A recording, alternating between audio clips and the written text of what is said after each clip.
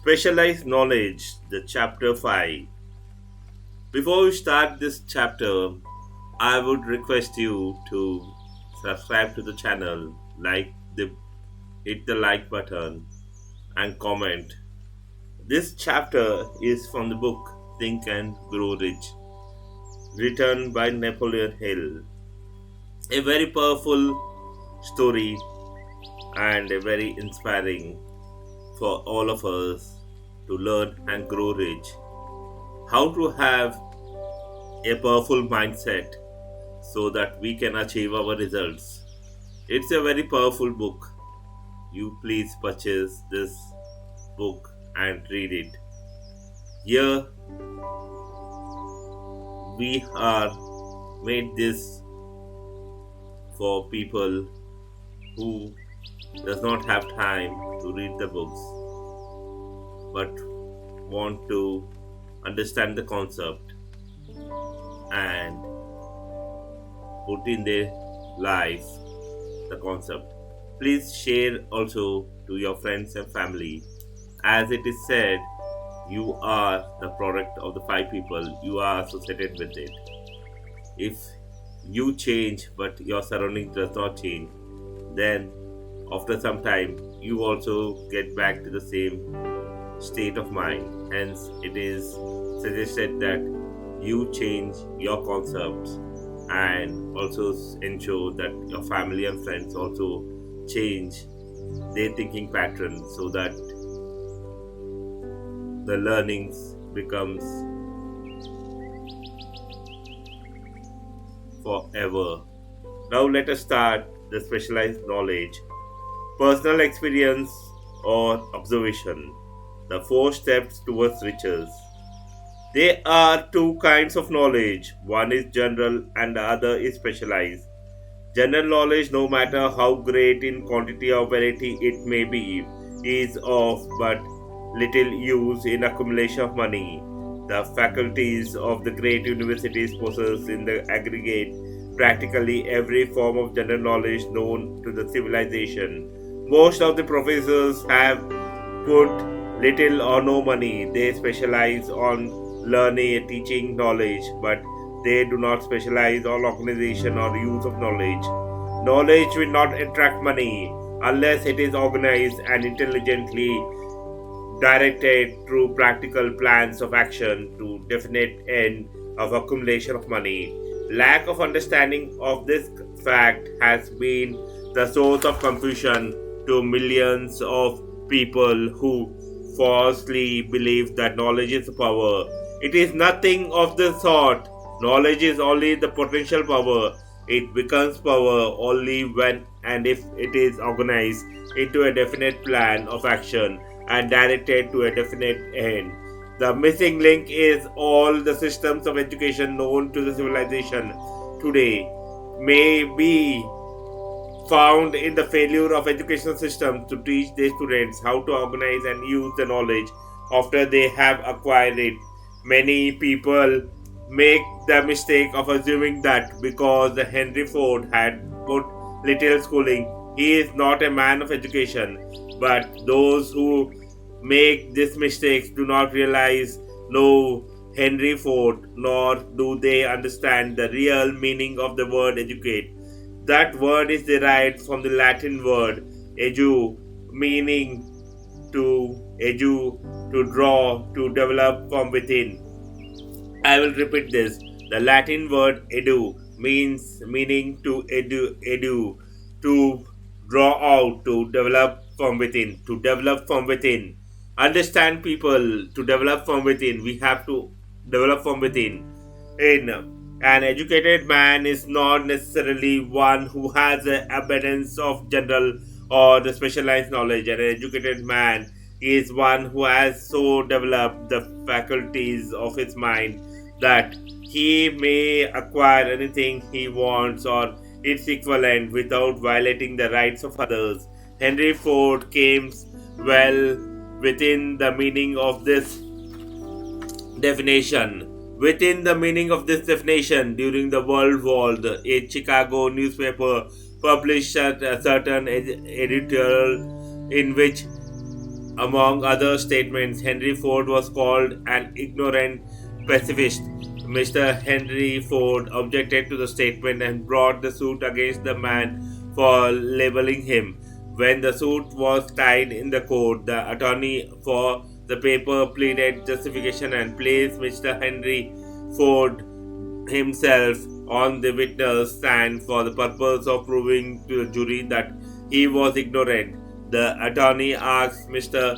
Ford a great variety of questions, all of them intended to prove by his own evidence that while he might possess considerable specialized knowledge pertaining to the manufacture of automobiles, he was in the main ignorant. Mr.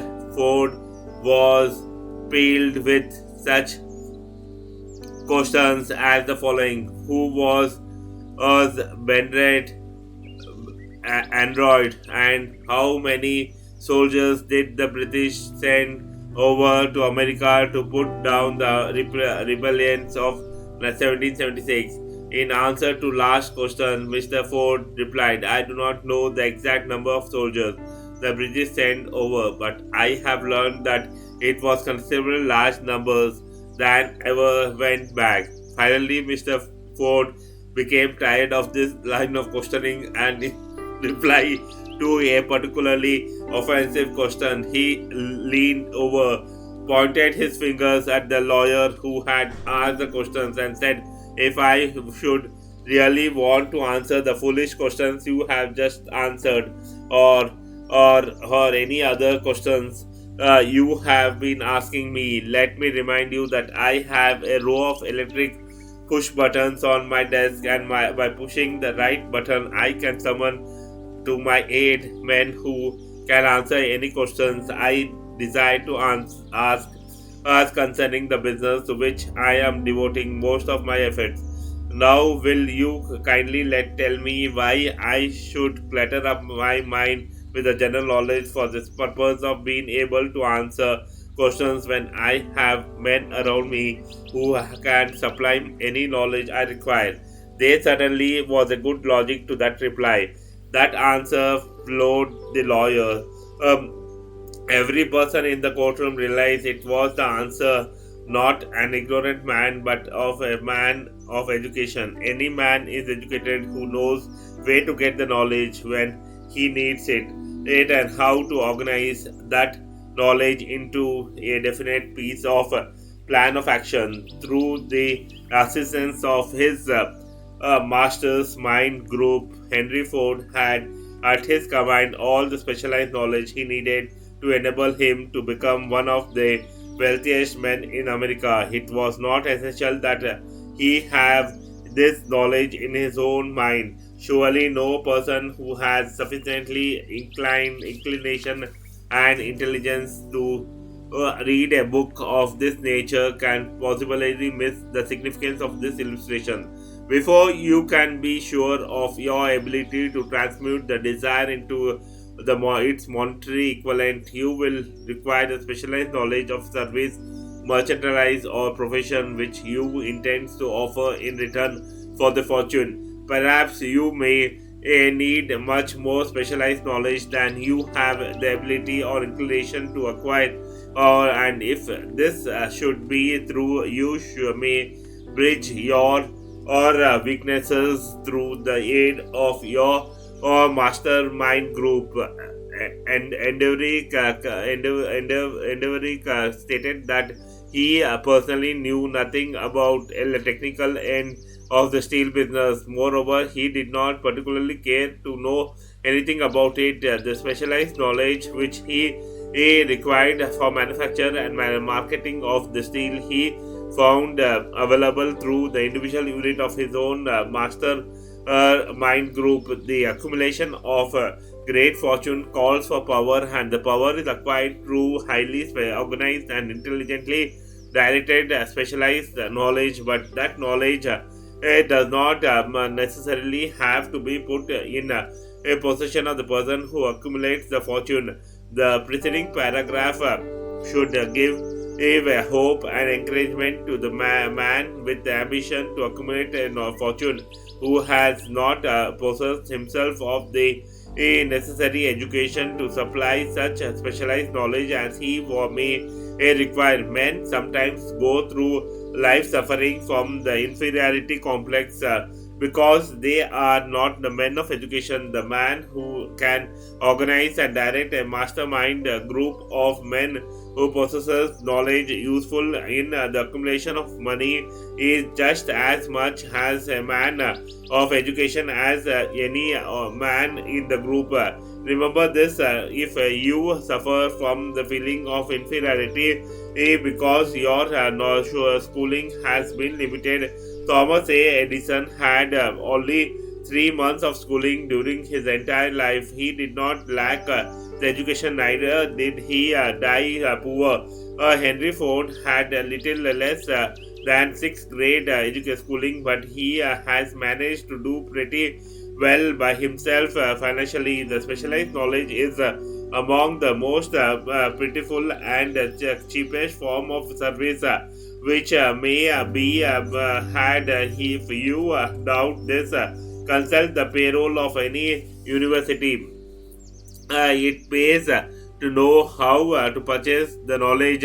If you first of all decide the sort of the specialized knowledge you require and the purpose for which it is needed, to a large extent your major purpose in life, the goal towards which you are working, will help determine what knowledge you need. With this, the questions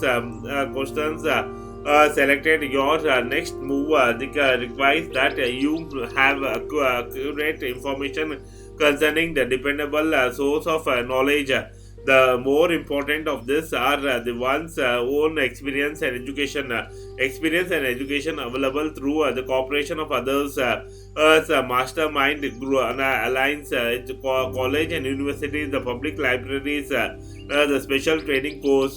As knowledge is acquired, it must be organized and put into use for definite purpose through the practical plans. Knowledge has no value except that which can be gained through its application towards some worthy end. This is one reason why the college degrees are not valued more highly. They represent nothing but miscellaneous knowledge. If you contemplate taking additional schooling, first determine the purpose for which want knowledge you are seeking, then learn where this particular sort of knowledge can be obtained from the reliable sources. The successful men in all callings never stop acquiring the specialized knowledge related to their measure, purpose, business, or profession. Those who are not successful usually make a mistake of believing that the knowledge acquiring period ends when one finishes schools. The truth is that the schooling does put a little more than to put one in a way of learning how to acquire the practical knowledge. With the changed world which began at the end of the economic collapse, came also the astonishing change in the educational requirements. The order of the day is the specialization. This truth was emphasized by Robert P. Morey, the secretary of the appointment of Columbia University. The specialist most sought the specialist most sought particularly sought after by employing companies are the candidates who have specialized in some field. Business school the graduates with the training in accounting and statistics, the engineers of all varieties, journalists, architects, the chemists, and also the outstanding leaders and activity my men of the senior class. The man who has been the active on the campus, whose the personality is such that he gets along with all kinds of men, and who has done an adequate job with his studies, has a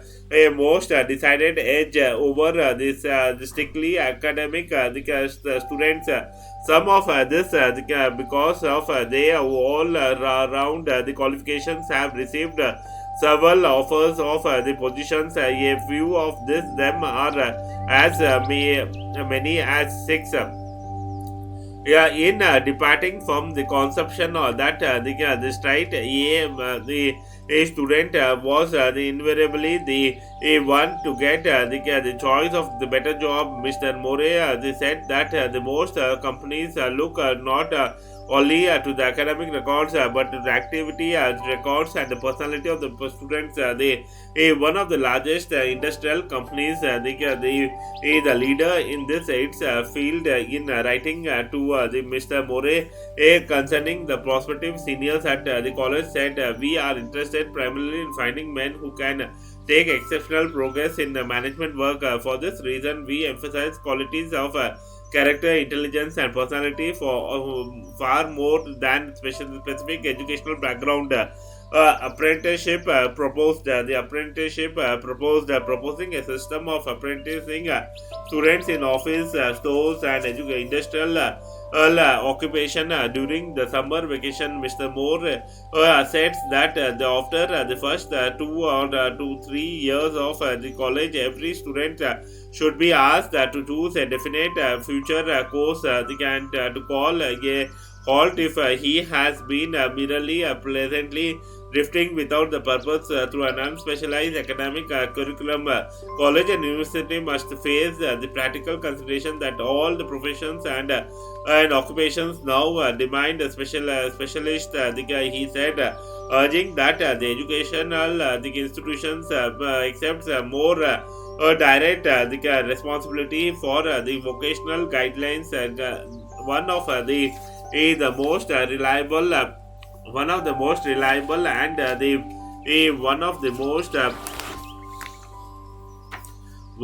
most reliable and the practical source of knowledge available to those who need specialized schooling is night schools operated in most large universities. The correspondence schools gives the specialized knowledge training anywhere in the US. Males goes all on all student subjects that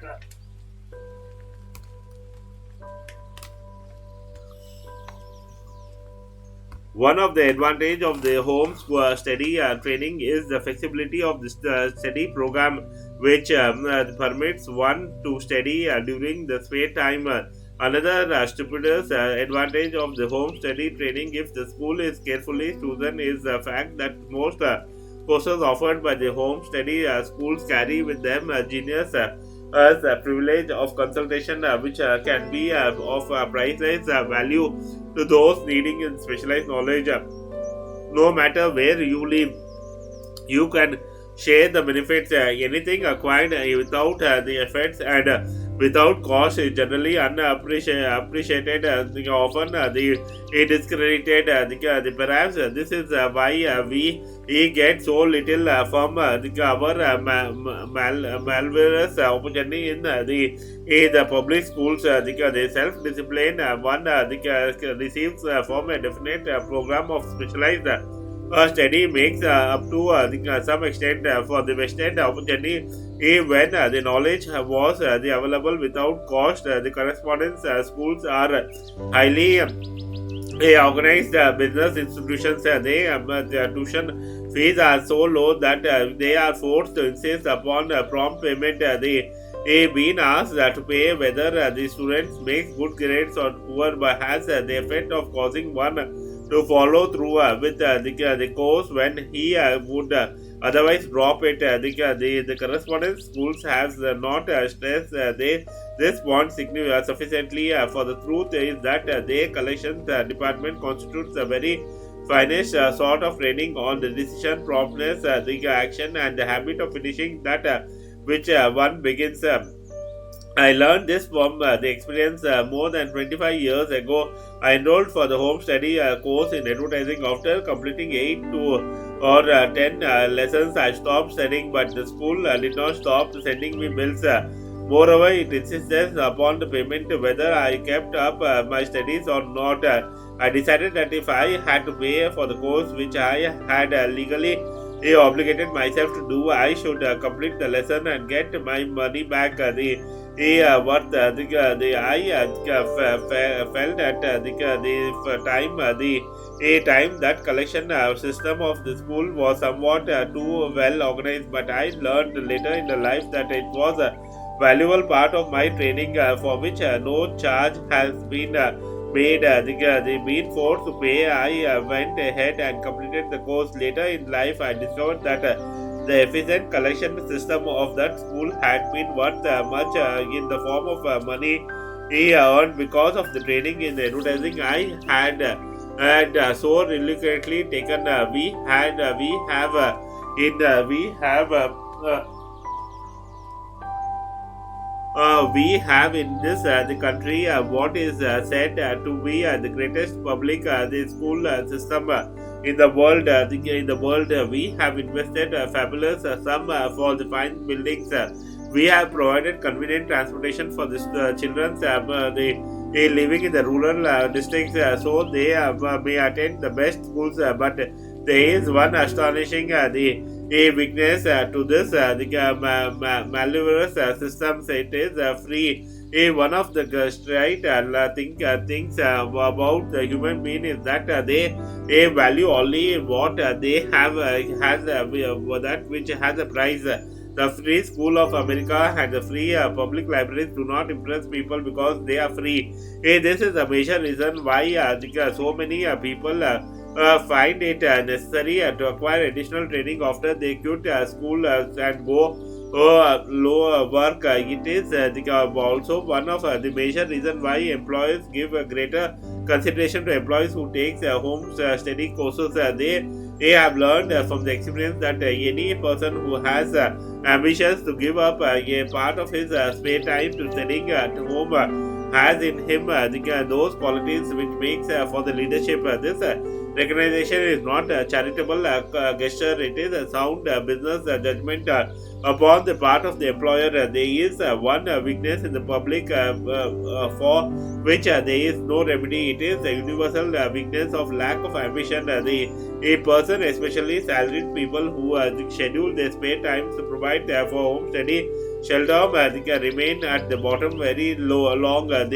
A action opens the way for upward. The climb removes many obstacles from their path and gains the friendly the interest of those who have power to put them in the way of opportunity. The home study system of training is especially suited to the needs of the employed people who finds after leaving school that they must acquire the additional the specialized knowledge but cannot spare the time to go back to school. The change economic conditions prevailing since the depression have made it necessary for thousands of people to find additional or new source of income. For majority of this, the solution to their problem may be found only by acquiring specialized knowledge. Many will be forced to change their occupations entirely when a merchant finds that a certain line of merchandise is not selling, he usually supplements it with the another that is in demand. The person whose business is that of the marketing personal service must also be an efficient merchant. If his service do not brings the adequate returns in one occupation, he must change to another where the broader opportunities are available. Broader opportunities are available. Ashton where prepared himself as a construction engineer and followed this line of work until the depression limited his market to where did not give him the income he required. He took the inventory of himself and decided to change his profession to law, went back to school and took the special courses by which he prepared himself as a corporate lawyer. Despite the fact that the depression had not ended, he completed his training, passed the bar examination, and quickly built a lucrative law practice in the Texas. In fact, he is turning away the clients just to keep the record straight and to anticipate the albeit of those who say I cannot go to school because I have a family to support, or I am too old. I will add information that Mr. Ashton was past 40 and married when he went back to schools. Moreover, by carefully selecting highly the specialized course in the college, best they prepared to teach the subjects chosen. Mr. Ashton completed in 2 years the work for which the majority of the law students requires 4 years. It pays to know how to purchase knowledge. The person who stops the studying merely because he has finished school is forever hopelessly doomed to mediocrity. No matter what maybe his calling, the way of success is the way of continuous pursuit of knowledge. Let us consider a specific instance during the depression. A salesman in the grocery store found himself without a position.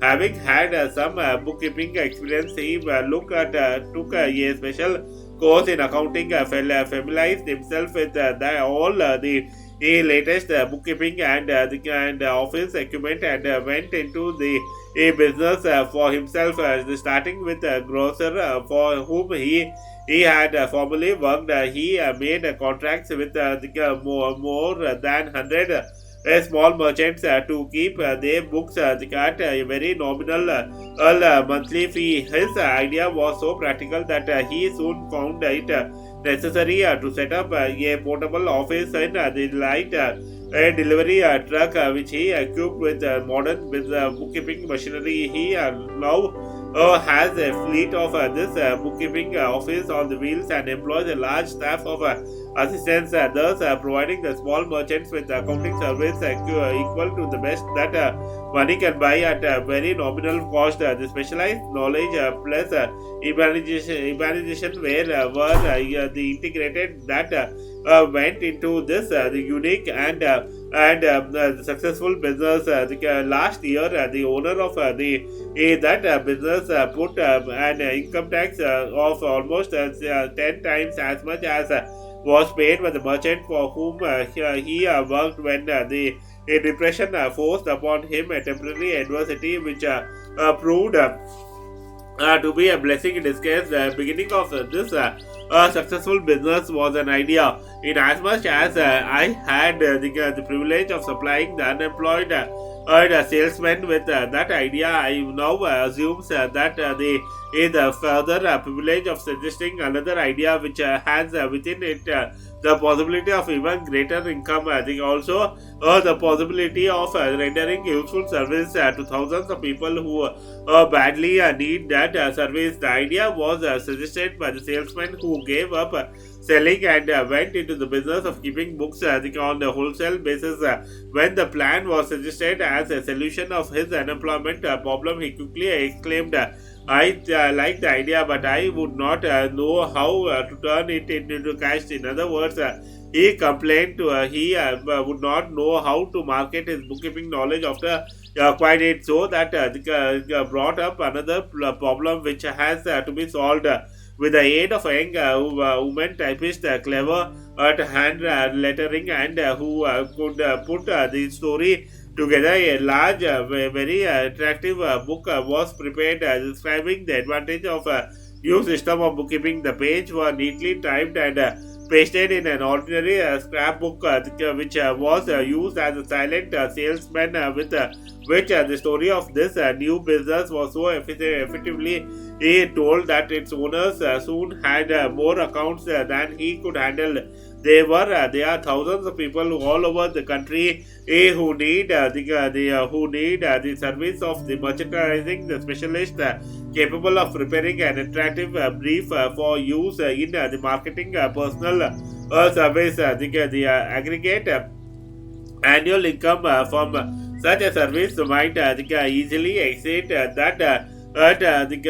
received by the larger employment agency, and the benefit of the service might be made far greater to the purchaser than any to be obtained from the employment agency. The idea here described was born of necessity to bridge an emergency which had to be covered, but it did not stop by merely serving one person. The woman who created the idea has been keen imagination. She saw in her a newly born brain, child, the making of new profession, one that is destined to render valuable service to thousands of people who need practical guidance in marketing personal services. Spurs to the action by the intelligent instantaneous success of her first prepared plan to market a personal service. This the energetic woman turned her next to the solution of the similar problem for her son who had just finished the college but had been totally unable to find a market for his service. The plan she originated for his use was the finest specimen of the merchandising of the personal service I have ever seen. When the plan book had been completed, it contained nearly 50 pages of beautifully typed, properly organized information telling the story of her son's native ability, schooling, personal experience, and a great variety of other information to the extensive for the description. The plan book also contained a complete description of the position her son designed, together with malicious words picture of the exact plan he could use in the filling the position. The preparation of the plan book required several weeks the labor during which time its creator sent her son to public library almost daily to procure the data needed in selling his service to the best the advantage. She was sent him also to all the competitors of his the prospective employees and gathered from them vital information concerning their business methods which was of great value in the formation of the plan he intended to use in filling the position he sought. When the plan had been finished, it contained more than half a dozen very fine suggestions for use and benefits of the prospective employer. The suggestions were put into use by the company. One may be inclined to ask why go to all his this trouble to secure a job. The answer is straight to the point. Also, it is dramatic because it deals with the subjects which assumes the proportion of the tragedy with the millions of men and women whose sole source of the income is personal service. The answer is doing a thing well ever is a trouble. The plan prepared by this woman for the benefit of her son helped him get the job for which he applied at the first interview at a salary fixed by himself. Moreover, this is too is important. The position did not require the young man to start at the bottom. He began as a junior executive at an executive level, executive salary. Why go or to all this trouble? Do you ask? Well, for one thing, the planned presentation of this young man's application for the position clipped off no less than 10 years of the time he could have required to get to the where he began. Had he started at the bottom and worked his way up, this idea of starting at the bottom and working one's way up may appear to be the sound, but the major objection to it is this too many of those who begin at the bottom never manage to lift their heads high enough to be seen by the opportunity. So they remain at the bottom. This should be remembered also that outlook from the bottom is not very bright or encouraging. It has a tendency to kill off the ambition. We call it getting it into the rut, which means that we accept our faith because we form the habit of daily routine, a habit it that finally becomes so strong we cease to try to throw it off. And that is another reason why it pays to start one or two steps above the bottom. By so doing, one forms the habit of looking around the observing how the others gets the head of seeing the opportunity and of embracing it without hesitation. Dan Halpin is the splendid example of what I mean. During his college day, he was the manager of the famous 1930 national championship. A national championship Notre Dame football team when it was under the direction of the late Kunte Rokin. Perhaps he was inspired by the great football coach to aim high and not mistake the temporary defeat for failure. Is just the as Edward Kenke, the great industrial leader, inspired his young a business lieutenant to set high goals for themselves at a very rate. At any rate, the young Halpin finished the college at a mightily unfavorable time when the depression had jobs made the job scare so many. So after filing an investment banking and motion picture, he took the first opening with a potential future. He could find selling electrical hearing aids on commission basis. Anyone could start in that sort of job, and Helpy knew it, but it was enough to open the door of opportunity to him.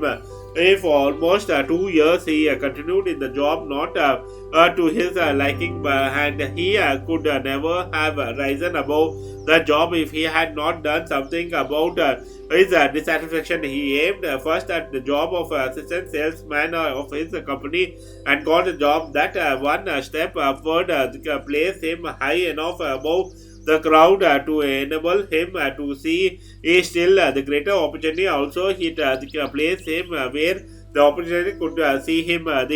He made such a fine record selling hearing aids that Enver, the chairman of the board of Dictograph, machine products, the company, a business competitor of the company for which Halpin worked, wanted to know something about that man, Dan Halpin, who was taking big sales away from the long established dictograph company. He sent for Halpin. When the interview was over, Halpin was the new salesman in charge of the acoustic division. To test the young Halpin's metal, Mr. Andrew went away to Florida for 3 months, leaving him to sink or swim in his new job.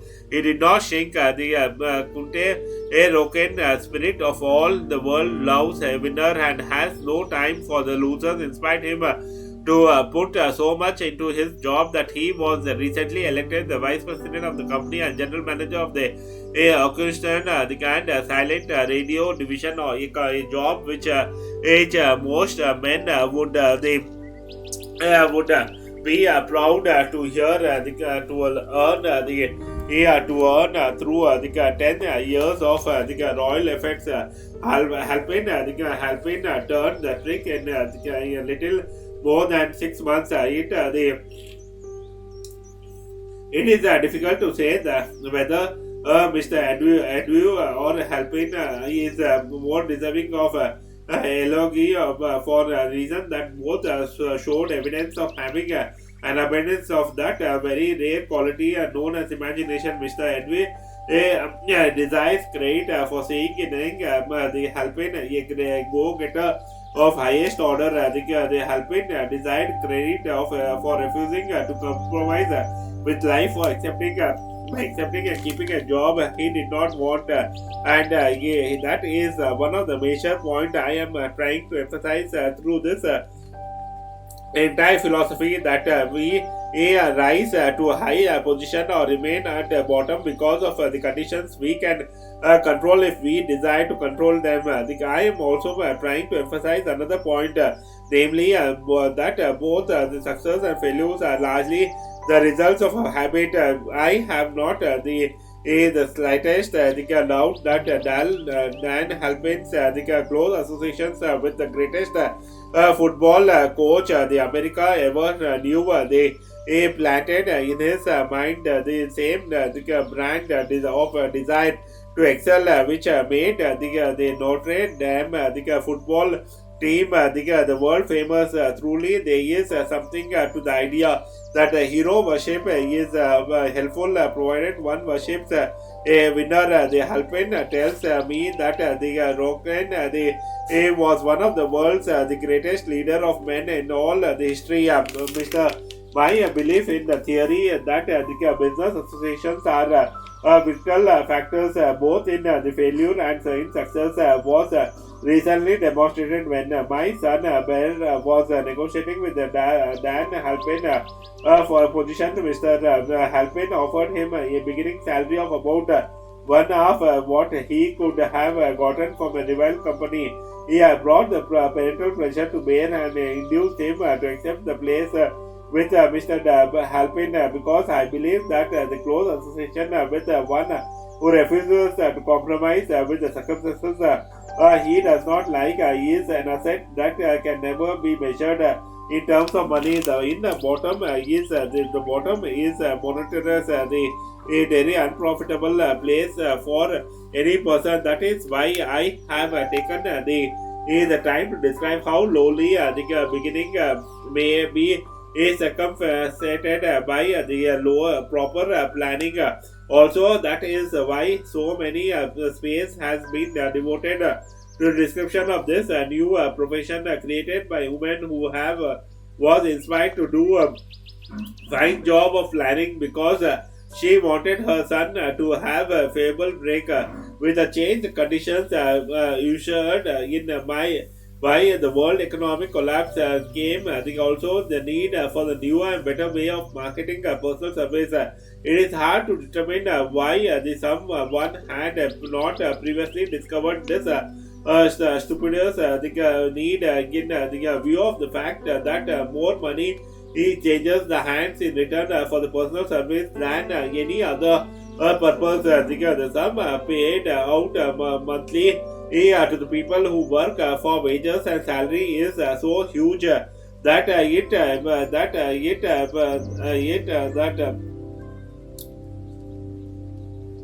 the sum paid out the money to the people who work for wages and salary is so huge that it runs into hundreds of millions and annual distribution amount to billions. Perhaps some will find it again the idea here briefly. He described the nucleus of riches. They desire the ideas with much less the merits have been leading from with the great fortune have grown they have grown those seeing opportunities luring in these solutions will find valuable and in the aid in the chapter and on organized planning. Incidentally and efficient, the merchandisers of the personal service would find a growing demand for his service wherever they are men and women who seek better markets for their service by applying the mastermind principle. A few people with suitable talents could form an alliance and have a paying business very quickly. One would need to be a fair writer with a fair for advertising and selling. One hardly handly by the he had typing and had lettering. One should be a first class business getter who would let the world know about the service. If one person possesses all this ability, he might carry on the business alone until it outgrows him. He is a woman who prepared the personal service sales plan for her son now receives the request from all parts of the country for her cooperation in preparing the similar plan for others. who desire to market their personal service for more money. He or she has a staff of expert typists, artists, and writers who have ability to dramatize the case history so effectively that one's personal service is can be marketed for so much more money than prevailing wages for the similar service. She is so confident of her ability that she accepts as a major portion of her fee, a percentage of increase the pay she helps her client to earn. It must not be supposed that her plan merely consists of clever salesmanship by which she helps men and women to demand and receive more money for the same service they formerly sold for less pay. She looks after the interest of the purchaser as well as the seller of the personal service, and so prepares plans that the employer receives full value for the value for the additional money he pays. The method by which she the accomplishes this the astonishing result is the professional service which she discovers to no one expecting her own clients. If you have imagination and seek a more profitable outlet for your personal service, this suggestions may be the stimulus for which you have been searching. The idea is capable of yielding an income for far greater than and that of the average doctor, lawyer, or engineer whose the education required several years in college. The idea is saleable to those seeking a new position in practically all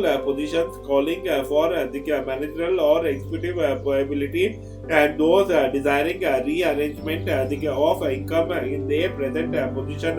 There is no fixed price for sound ideas. Back or to of all ideas is the specialized knowledge. Unfortunately, for those who do not find riches in abundance, the specialized knowledge is more abundant and the more easily acquired than ideas. Because of this very truth, there is a universal demand that can ever increasing the opportunity for the personal person the capable of the helping the men and women to sell their personal service advantageously the capabilities means imagination. The one quality needs to combine specialized knowledge with ideas in the form of organized plans designed to the yield the riches. If you have imagination, this chapter may present you with an idea sufficient to serve as a beginning of the riches you desire. Remember, the idea is the main thing. The specialized knowledge may be found just around the corner, any corner. Um,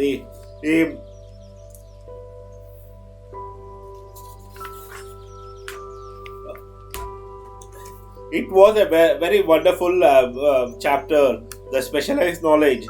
What you learn from this chapter is that if you have an idea, it does not matter how educated you are. If you have an idea and if you know how to implement the same, and if you implement, you find a better results.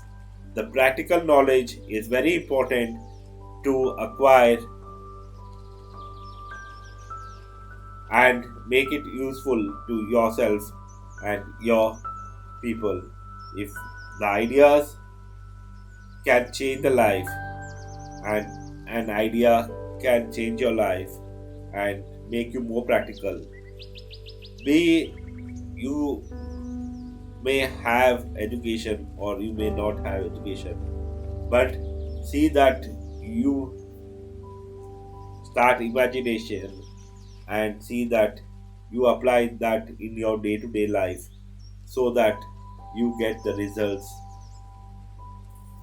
far exceeding what you had expected. We can see many people who are not having college degrees but have become millionaires and billionaires everywhere throughout the world, whether it's Bill Gates or any other person, because They have specialized knowledge. They have acquired the specialized knowledge and how to turn that specialized knowledge into money. This chapter teaches us that only having knowledge is of no use. We should have specialized knowledge and also know how to apply it so that we can turn that knowledge into fortune.